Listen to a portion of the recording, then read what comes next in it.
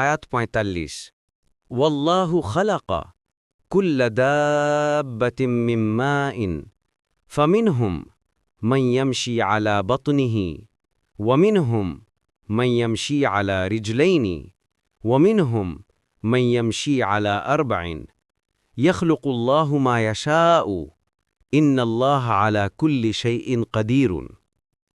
অনুবাদ: আর আল্লাহ সমস্ত জীব সৃষ্টি করেছেন পানি থেকে। ১ অতঃপর তাদের কিছু সংখ্যক পেটে ভর দিয়ে চলে, কিছু সংখ্যক দু পায়ে চলে এবং কিছু সংখ্যক চলে চার পায়ে। আল্লাহ যা ইচ্ছে সৃষ্টি করেন। নিশ্চয় আল্লাহ সব কিছুর উপর ক্ষমতাবান। তাফসীর ১ নম্বর ফুটনোটের বিবরণ। সুতরাং যেগুলো জন্তু সেগুলো বীর্য থেকে সৃষ্ট হয়, যা পুরুষ জন্তু মাদি জন্তুর উপর ফেলে। আর যেগুলো জমিনে তৈরি হয় সেগুলো আর্দ্র জমিন ছাড়া তৈরি হয় না, যেমন কীটপতঙ্গ।